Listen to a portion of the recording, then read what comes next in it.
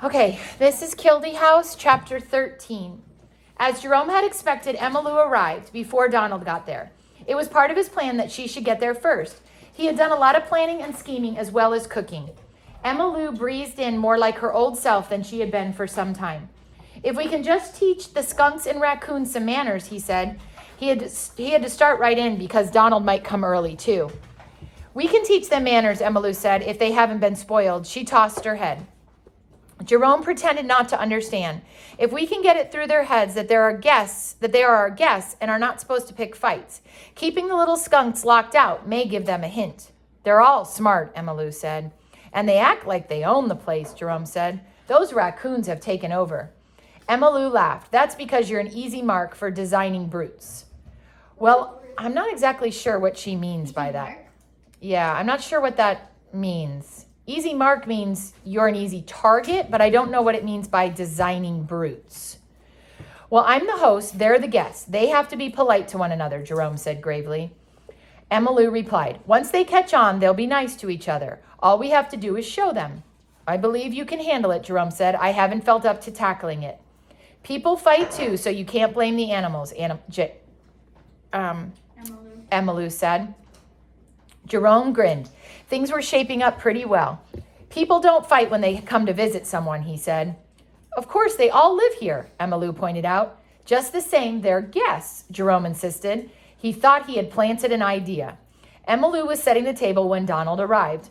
Not expecting her to be there, he burst into the cabin and almost knocked her over. They stood staring at each other. Emma Lou was the first to speak. You, she said. Sure, it's me, Donald said. He was blushing, but he managed to grin at her. He's what? Well, Jerome broke in on them. Just in time for supper, Donald. They both looked at Jerome. Emma Lou's cheeks were beginning to show pink color. There was a look of understanding forming on Donald's face. Emma Lou set the... That means you're blushing. I have a feeling Emma Lou and Donald kind of like each other. That's probably why she's blushing. How old is Donald? They're both teenagers. I don't know, 12 and 14. Emma Lou set the sugar bowl down on the table with a thump. Jerome cleared his throat. Oh, I thought Donald was like 40. No, Donald's a teenager that she's been fighting with the whole time. Right here was where his scheme would or wouldn't work. He'd know in a minute if he could just think of something helpful to say, but he couldn't think of a thing. He just stood there grinning at them. Donald had a burlap sack in his hand. He said, brought some green corn. Ma will skim me when the cook tells her I snitched it. Because he's kind of a rich kid, so he's got a cook at his house. Emma Lou's chin came up. She said coldly, I don't see why she'd be surprised. Not surprised, Donald said, mad. The raccoons had smelled the green corn ears. They were crowding around Donald, jumping up at the sack. They were making a lot of noise. Don't stand there making them suffer, Emma Lou snapped. Donald thrust the sack at her. He turned toward the door. Jerome got there first. I need both of you to help me, he said firmly. Donald looked at the girl. She was on the floor with the raccoons all over her, and she was trying to shuck an ear of corn. She had one foot on the sack to keep the raccoons from dragging the ears out of it. One hand had to be used to brush raccoons away. She had to use her teeth to pull the husks loose. See what I mean, Jerome said. Donald grinned. Well, he said slowly, I guess I can stand it. He sat down beside Emma Lou and began gathering in raccoons. Emma Lou shucked an ear and broke it into pieces. She passed them out, but they didn't go around. When she reached into the sack, she brought out 2 ears. Donald accepted one, and they went to work. Jerome crossed to the oven. He opened the door. The roast was browning nicely. He started getting things on the table. He didn't mind the silence between the two on the floor. Every once in a while, he stole a glance at them. They were having so much fun feeding the raccoons that they were not thinking about how much they didn't like each other. Jerome whipped up a bowl of brown gravy, and then he mashed the potatoes. Supper's ready, he announced. He made his way carefully to the table. There wasn't much room to move, with the raccoons ducking about, trying to find safe places where they could sit and enjoy their corn. As soon as they were seated and the plates were filled, Jerome got into the subject he wanted to talk about. Looks to me like one of us ought to have some ideas about what's to be done with the raccoons and the skunks. Jerome got a slice of roast squared around on his plate and poised his knife over it. Donald says he has an idea, but he hasn't told me what it is. Emma Lou helped herself to butter. What's your bright idea? She asked Donald. It was the first time Jerome had ever heard her speak a civil word to Donald. It's just an idea so far. Like Nice. Not nice. No, civil is nice. It's just an idea so far, but it could work, Donald said eagerly. It better be good, and it better not be mean, Emmalou said. No reason why I should spill it yet. I don't have it all worked out. When Emmalou glared at him, he grinned at her. I suppose you're going to sell their skins to a fur house, Emmalou said. That was Ben's idea. Mine is better, he said. He filled his mouth with mashed potatoes. And Ben got a good swift kick on the shins for that idea, Emmalou retorted. Then she grinned at Donald. He was going to spank me for kicking him, but Amby took him down and sat on him. Donald laughed. I'll bet that was a battle worth seeing. It took Amby 20 minutes by Job's watch, but once Amby sets his mind to something, he finishes it. Emmalou popped a little pickled onion into her mouth. Jerome chuckled, much more like one of the raccoons nibbling the milky kernels of corn. Emmalou and Donald kept digging at one another all through supper, but anyone could see they were not angry. They were having fun. They argued fiercely about deer hunting. Emmalou said there should be no open season at all. Donald thought it should be twice as long as it is. Open season means, what does open season mean for deer hunting? It means they can hunt. You can hunt. Okay, so Emmalou doesn't want them to be ever able to hunt, and Donald says it should be twice as long as it normally is, which is like a couple of weeks. How would you like to be shot through the stomach, she demanded. I'm not a buck deer, Donald argued. Buck deer are supposed to be shot. What good are they except for venison? What good are you, she asked. Not much, Donald admitted. Your brothers think the season should be open all the time. He knew his barb would hit a tender spot. Emmalou flushed. It was all right for one epi to say almost anything about another epi, but it wasn't all right for a Cabot to say anything about an epi. But she was stumped for an answer that she could make fast. Donald pointed to the roast. I suppose that grew on a tree? Men always get nasty when they argue, Emmalou said loftily. Then she added, How did you like the venison you had last week? Donald didn't bat an eye. It was swell. We had it baked with Spanish sauce, Ben's recipe. Emmalou almost said he would get himself grabbed by Jim Hinkle if he let Ben lead him on, but she didn't say it. You better lay off Monarch, she said. Jerome put in a mild word. Looks like one part of the world was made to eat the other part. The little skunks eat mice, the raccoons eat frogs and fish. Emmalou looked at Jerome. She decided she had better change the subject if they were going to argue against her. Jerome sat back and lighted his pipe. Emmalou and Donald got going to the circus idea. Jerome listened, but he didn't pay much attention to what they were saying. He had fancied himself a philosopher when he moved into his house. Somebody who thinks about the world and things that are going on in people's minds and stuff, and you philosophize. I don't know what a good definition of that is. He was going to be a hermit, a lazy hermit who didn't have to work or think or worry. And here he was up to his neck in other people's troubles and facing a crisis of his own, which required action and thought. He had more worries than he had ever had when he was running his shop, but he was happier, that was for sure. Emmalou washed the dishes. Donald dried them. This arrangement was arrived at after a sharp clash of words. When Jerome's offer to do the job was unanimously refused, he sat down and filled his pipe. Through a haze of blue smoke, he watched them. With the dishes washed and put away, Emmalou lighted the fire in the fireplace. Donald appropriated Old Grouch's cushion. That means he kind of situated his cushion. Come back, please, Abigail. He didn't know it was Old Grouch's bed, and when the old raccoon walked over and sat glaring at him, Donald grinned. Abigail, you should not have done that while I'm reading. Put it down.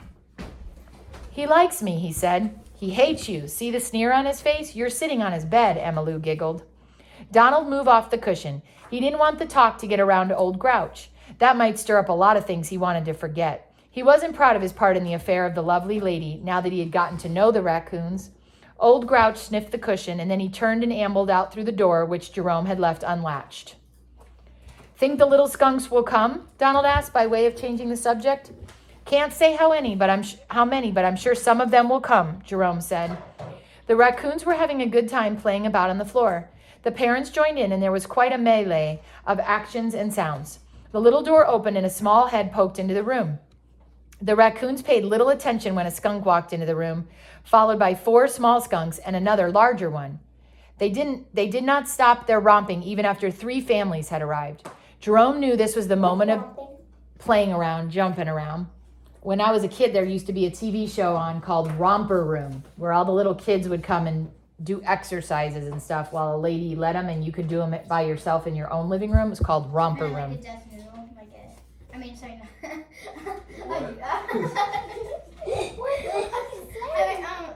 Those gold noodle things that you could dance to. Yes. Jerome knew this was the moment of decision. He got up and fixed a tray of meat scraps and crumbs. Emmylou and Donald sat watching the skunks. He was counting them. 17, he announced when he had finished. With the arrival of a fourth family, the raccoons took notice. They had to because there were so many little skunks. They backed into a large circle and sat looking at the skunks. One baby skunk frisked over and sniffed at the nose of a baby raccoon. The raccoon playfully slapped at the little skunk. It was a very light slap, but it rolled the baby skunk over on its back. The baby squeaked and scrambled to get to its mother. Instantly, 8 parent skunks rushed forward. They stamped their feet and chirred loudly. Jerome stood in the midst of the battle, waving his arms. But the old raccoons did not wait for matters to get out of hand. The father raccoons were the first to the little door. They zipped through fast. Then the skunks went into the final act before attack. Wildly, the mother raccoons herded and shoved their children out through the door.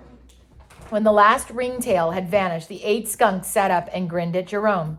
Jerome sank into a chair. He got out a handkerchief and mopped his forehead.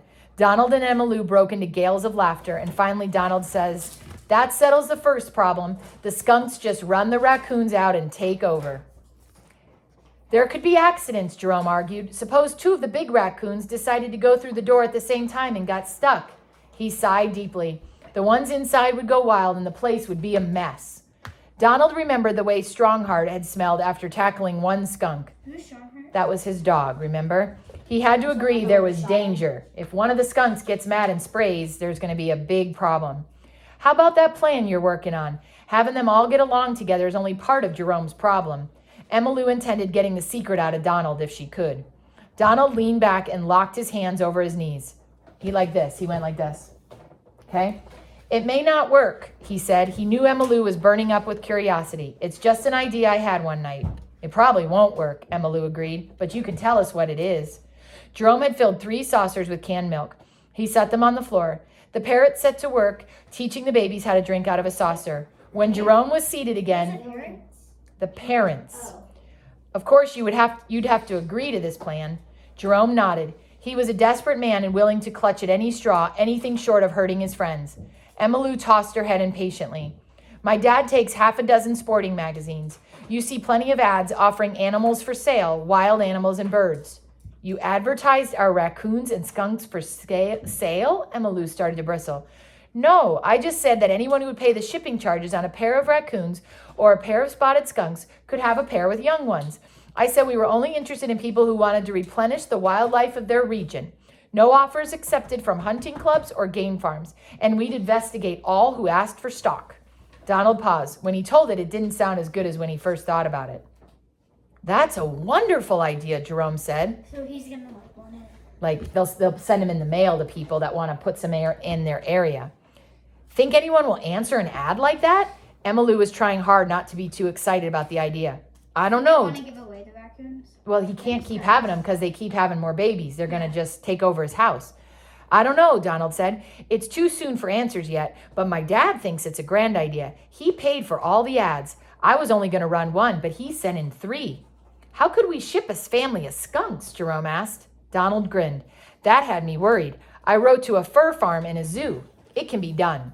For once, Emmylou didn't offer an argument. "You did a lot of work," she admitted, "and you did come up with an idea."